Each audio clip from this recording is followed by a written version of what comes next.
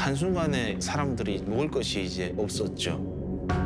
그 당시에 저희 가족들은 살기 위해서 식량이라고 할 수 없는 것들을 먹어야 했죠. 심지어 북한 당국은 사람들에게 나무 껍질을 먹으라고 했어요. 일단 그런 것을 먹었는데 사람이 그것을 먹고 살 수는 없었어요.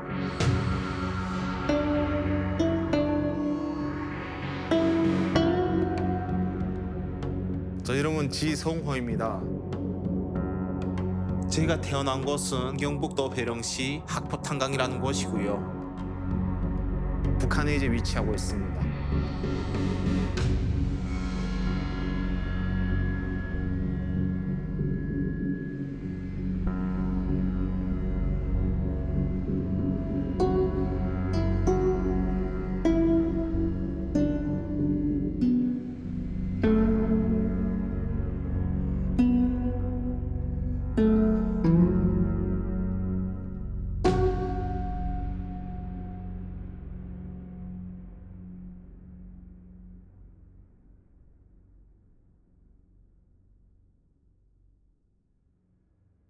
제가 살던 곳은 탄광이었는데 굉장히 가난한 사람들 아니면 이제 북한의 이제 신분 계급이 이렇게 낮은 사람들이 사는 곳이었죠. 굶어서 죽은 사람들은 저와 함께 이제 학교에서 이제 공부하던 친구들도 이제 굶어 죽었고, 그리고 이제 저희 옆집에 있는 이제 온 가족이 이제 굶어 죽기도 했었고요. 결과적으로는 온 가족이 다 이제 굶어서 방에 누워 있게 된 거죠. 1996년 이제 3월 7일이었고요. 그날에 이제 더욱이 더 배고팠어요. 왜냐하면 3일을 못 먹었거든요. 낮인지 밤인지를 잘 구분할 수가 없었고 훔쳐서라도 먹고 싶다 이런 생각이 들었어요. 달리는 열차에서 석탄을 좀 훔쳐가지고 팔면 옥수수와 같은 식량을 얻을 수 있었는데요. 기차가 이제 60톤 화물 열차니까 굉장히 높아요. 그러니까 저는 이제 굉장히 작았고 그때 제 나이가 14살이었죠. 기차가 막 떠나서 가고 있을 때 그때 막 같은 기차에 막 함께 뛰어가가지고 거기 이제 옆에 이제 잡고 그 위로 이제 올라가야 되는 거예요. 올라가야만 이제 석탄을 훔칠 수 있으니까. 영양실조 걸린 상황에서 석탄을 훔치다가 정신을 잃었죠.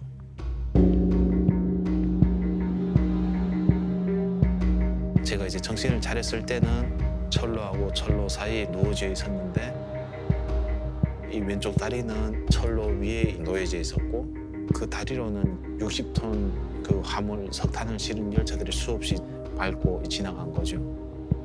아, 다리가 잘라졌네 그런 생각을 했는데 피를 멈추려고 다리를 잡으려 했는데 그때 제 왼손 세 손가락도 열차에 잘린 것을 알게 되었죠. 너무 아프고 추웠고 무서웠어요.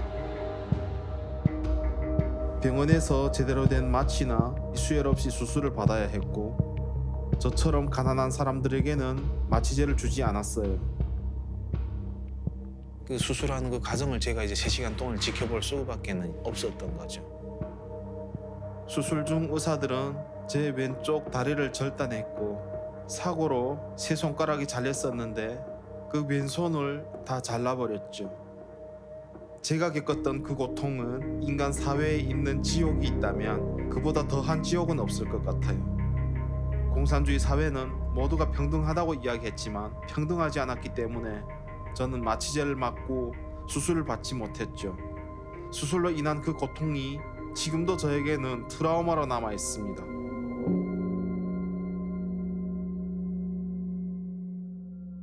집으로 이제 왔는데 얘가 죽냐 사냐 하는 것이 굉장히 문제였죠. 밖에 사람들은 그냥 그 큰아들 이제 포기하고 남아있는 그 동생들에도 먹여 살려야 된다 이렇게 이야기했죠. 저희 아버지에게. 만약 거기다가 돈을 쓰게 된다면 그 동생들이 이제 또 영양실조 걸린 이제 동생들이 죽지 않냐. 가족 관계가 이제 서로가 살기 위해서 이제 가족도 모르는 그런 세상이 된 거죠. 저희 아버지는 그것을 이제 노후라고 이야기했죠. 다 함께 죽어도 다 함께 죽는 한이 있어도 우리는 끝까지 노력을 해보겠다. 아버지가 이제 그 자녀들이라든가 가족에 대한 애정이 특별한 사람이었던 것 같아요. 다른 사람보다도 더 이제 가족들을 사랑하는 사람이었죠.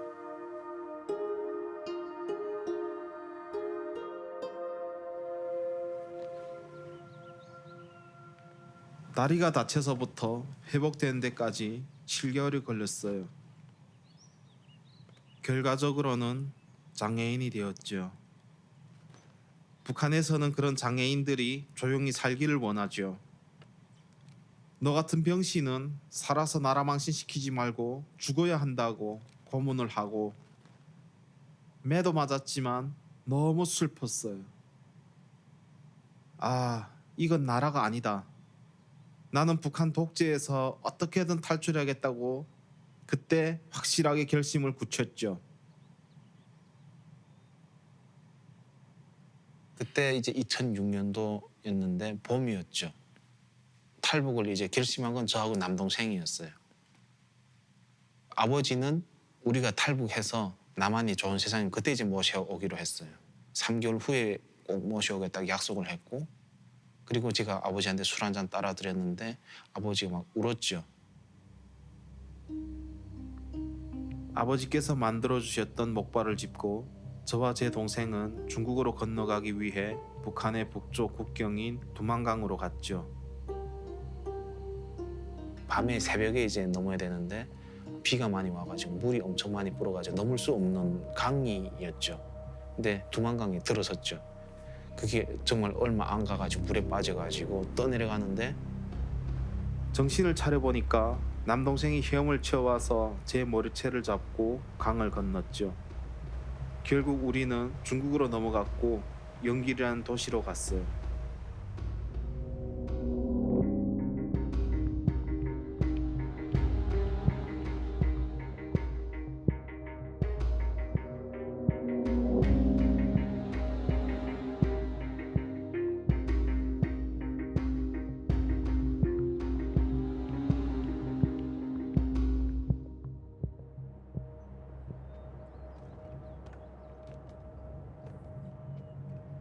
그 가는 과정이 진짜 이제 그렇게 이제 힘들 줄은 몰랐죠.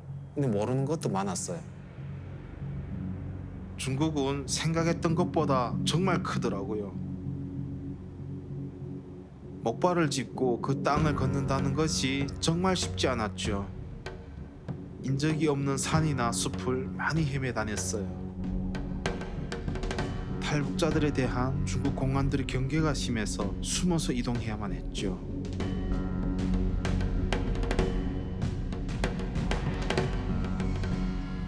이거는 산을 올라가도 끝이 없는 거죠.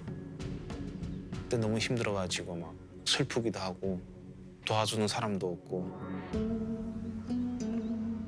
그래가지고 나 여기서 죽는가 보다. 그냥 아버지도 못 보고 동생도 못 보는가 이렇게 싶었어요.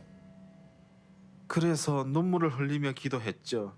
제가 이 과정을 넘어설 수만 있다면 북한 사람들이 목숨을 걸고 국경을 넘어오지 않는 세상을 만들기 위해 노력하겠습니다. 라고 기도했죠.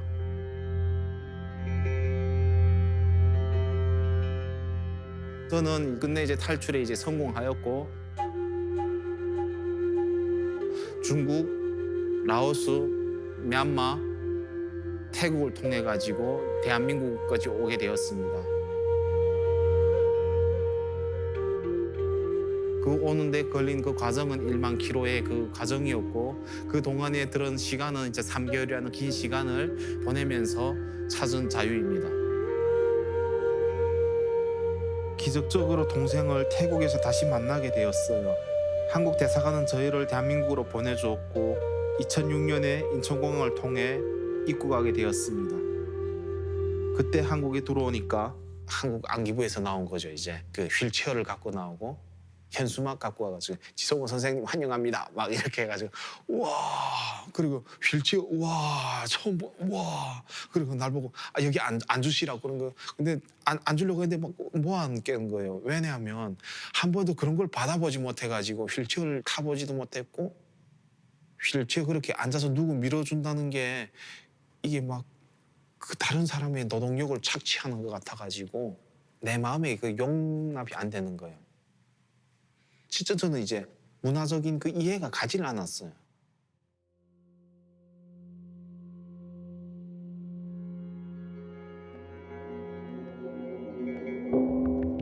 한국하고 북한이 진짜 다르구나.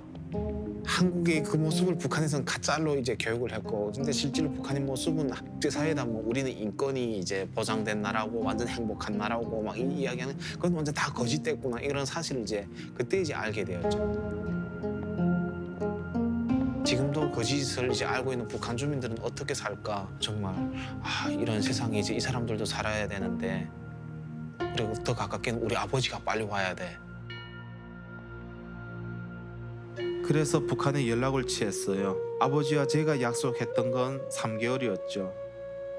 근데 그게 7개월이라는 시간이 되다 보니 뒤늦게 알게 되었지만 아버지께서 저희와 연락이 안 되고 해서 중국으로 탈북하려고 나오시다가 북한 국경 경비대 군인들에게 체포당하신 거죠.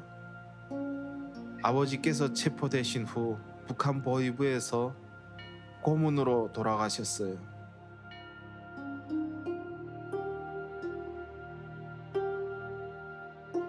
아버지께 그 약속을 지켜드리지 못한 것이 항상 마음의 짐으로 남아 있습니다.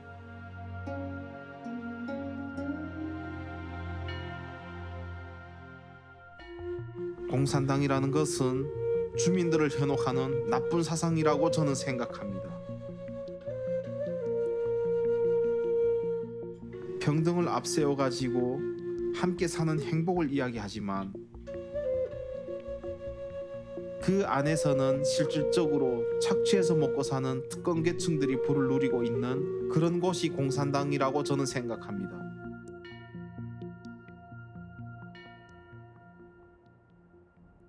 저는 자유를 찾기 위해 1만 킬로미터를 목발을 짚고 걸어왔습니다. 그로 인해 찾은 그 자유가 저에게 새로운 삶을 주었을 뿐 아니라 다른 사람들을 사랑할 수 있는 마음도 주었습니다.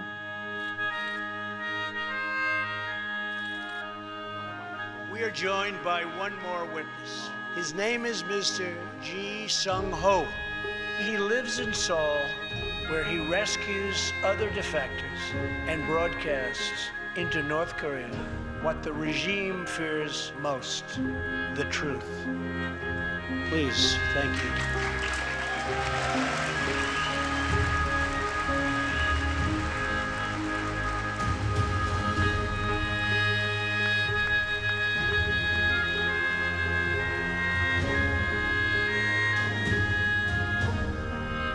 북한과 남한 사람 모두가 자유롭게 사는 그런 날을 위해 저는 북한 인권을 위한 활동을 하고 있습니다.